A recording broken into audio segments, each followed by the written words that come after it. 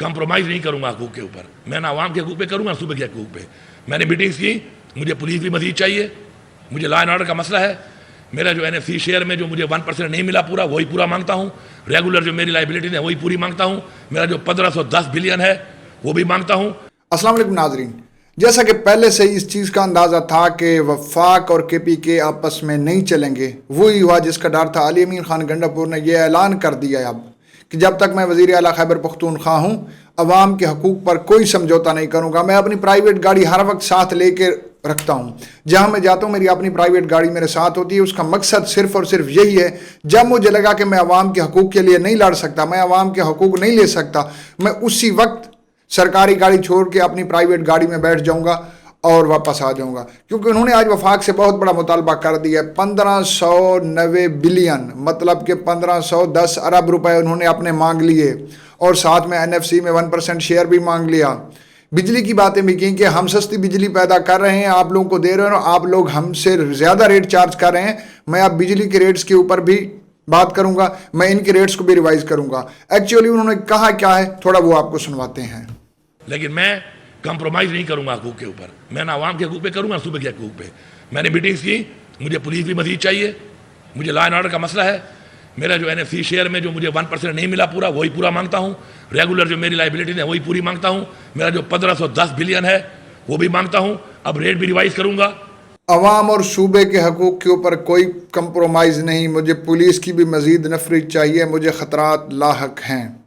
یہ کوئی طریقہ نہیں ہے کہ میں سستی بجلی دوں اور اتنی مہنگی خریدوں اور پھر مجھے نہ ملے, اور میرے پہ الزام لگایا جائے کہ میں چوری کرتا ہوں. چوری کرتا نہیں ہوں میں, آپ کے لوگ چوری کرواتے ہیں مجھ سے.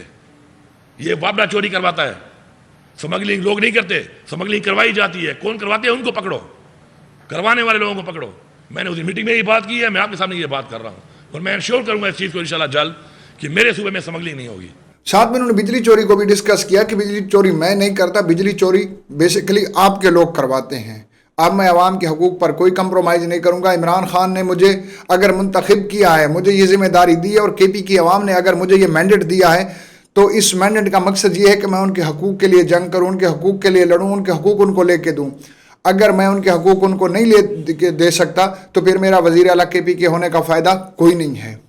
ساتھ ہی ساتھ انہوں نے کہا کہ IMF سے ابھی قرضہ تو ملنے جا رہا ہے, جب قرضہ ملے گا تو ٹھیک ہے. میں وفاقی حکومت کے مسائل کو سمجھتا ہوں کہ ملک اس وقت معاشی بحران کے اندر ہے, تو سارے نہیں تو آہستہ آہستہ کر کے ہمارا ایک ایک روپیہ ان کو اتارنا ہوگا. انہوں نے یہ کہا کہ میں یہ پیسے لوں گا بائی ہک اینڈ کروک.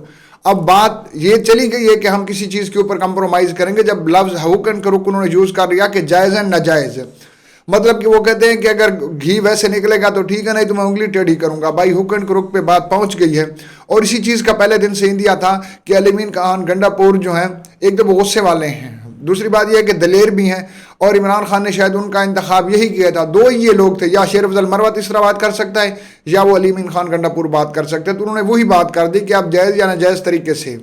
میں مسائل سمجھتا ہوں, معاشی مسائل ہیں ملک میں.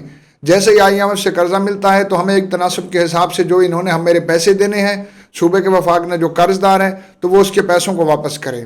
اگر اس طرح پیسے واپس نہیں کریں گے تو میں بجلی کے ریٹ بھی آدھے دوں گا, میں اپنے لوگوں کو سبسڈی دوں گا, اور آدھے پیسے اپنے اس قرض کے اندر ایڈجسٹ کرواؤں گا. گیس کے اندر بھی یہ روایت کروں گا. اور ساتھ ہی ساتھ انہوں نے اندیا دیا ہے کہ یہ لوگ نہ سمجھیں کہ یہ جو فارم 47 سے حکومت آئی ہے, اس حکومت کو میں ٹف ٹائم نہیں دوں گا. اصل حکومت فارم 45 کی ہے, اور ان کا یہ بھی دعویٰ ہے کہ نون لیگ تو صرف 17 سیٹیں جیتی ہیں, 18ویں سیٹ جو نیشنل اسمبلی کی ہے وہ بھی دھکا شاہی سے جتوائی گئی ہے. میرے ساتھ یہ بیٹھ لیں, میں سارے ثبوت سامنے رکھنے کو تیار ہوں.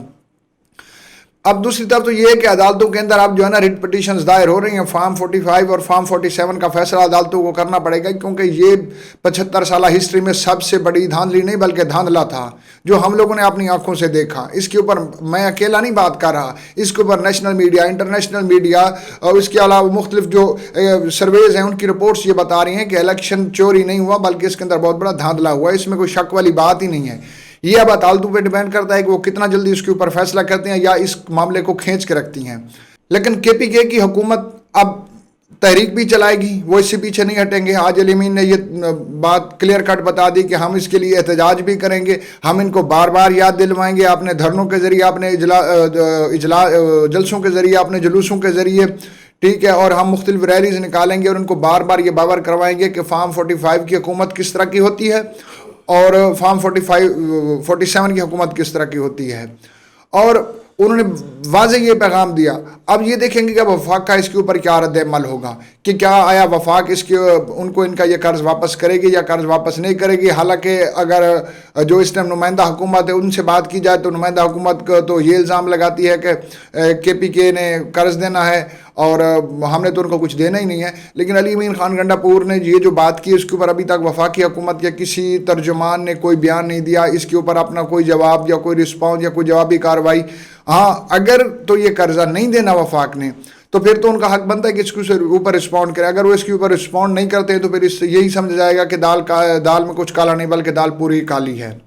باقی ساتھ ساتھ یہ بھی ڈیولپمنٹس ہیں کہ PTI کے جو روپوشکار کنان تھے، ٹھیک ہے نا، رہنما تھے، ان کا بھی جو نمودار ہونے کا وہ وقت شروع ہو گیا ہے. جیسے کہ آپ نے دیکھا تھا کچھ عرصہ پہلے اسلم اقبال چودھری نمودار ہوئے تھے، اور اب پنجاب کے اندر جس کے بارے میں بہت زیادہ بات ہو رہی تھی کہ کہاں پہ ہیں میاں حماد اظہر کی بڑی باتیں ہو رہی تھی کہ پنجاب سے وہ اگر آؤٹ ہو گیا جس وجہ سے پنجاب کے اندر تحریک پورے طریقے سے نہیں چل رہی تو وہ کہتے ہیں نا کفر ٹوٹا خدا خدا کر کے. اب حماد اظہر بھی سامنے آ گئے اور انہوں نے پشاور ہائی کورٹ سے ضمانت بھی لے لی ہے. اب وہ پنجاب میں کب آتے ہیں، کس طرح آتے ہیں، پنجاب گورنمنٹ اس کو ہائی کورٹ کی ضمانت جو پشاور ہائی کورٹ سے اس نے لی ہے اس کے اوپر کیا رد عمل دیتی ہے، اس کو کس طرح ٹریٹ کرتی ہے، یہ تو بعد میں دیکھا جائے گا. لیکن یہ ہے کہ پہلے جب PDM کی گورنمنٹ چل رہی تھی اور پھر عبوری حکومتیں آ گئیں اور جس طرح بھی انہوں نے آئین کی خلاف ورزی ہوئی، 90 دن کی جگہ 6 مہینے انہوں نے الیکشن نہیں کروائے. بار بار یہ آئین کی بات ہوتی ہے لیکن آئین پر عمل کرنے والی یہی سیاسی جماعتیں ہیں نا جو کہ آئین جس کے بارے میں واضح کہتا ہے کہ 90 دن کے اندر الیکشن کریں، انہوں نے جان بوجھ کے الیکشن نہیں کروائے. لیکن الیکشن نہیں کروا رہے تھے کہ عمران خان کی مقبولیت توڑیں گے، لیکن عوام ان کے بیانیے پہ نہیں ہے اور عوام نے پھر سے ثابت کر دیا ہے. تو اس وقت KP ایک ہب ہے PTI کا، ان کے پاس اچھی خاصی وہاں پہ میجورٹی ہے، ان کی حکومت ہے. ایک تو یہ ہے کہ وہ ٹف ٹائم دیں گے، دوسری بات یہ ہے کہ اپوزیشن کی اگر بات کی جائے چاہے وہ پنجاب ہو چاہے وہ وفاق ہو، وہاں پہ اب PTI کی جو اسٹرانگ اپوزیشن ہے، وہاں پہ بولنے والے لوگ ہیں. روزانہ ہی ہم دیکھ رہے ہیں کہ ایوان کی جس طرح کارروائی ہو رہی ہے، کارروائی تو وہ ہونے ہی نہیں دے رہے. تو یہ سلسلہ اگر اسی طرح چلتا رہا تو یہ ملک کے لیے تو نقصان دہ ہے ہی صحیح. تو اس کا کوئی سلوشن نکالنا چاہیے، لیکن اس کا سلوشن کب نکلے گا کہ جب طاقتور حلقے چاہیں گے. اگر طاقتور حلقے چاہیں گے اس کے اندر اپنی انٹروینشن کریں گے تو یہ مسائل کا حل نکل سکتا ہے، ادروائز ان مسائل کا کوئی حل نہیں ہے. ملتے ہیں نیکسٹ ویڈیو میں، تب تک کے لیے اللہ نگہبان.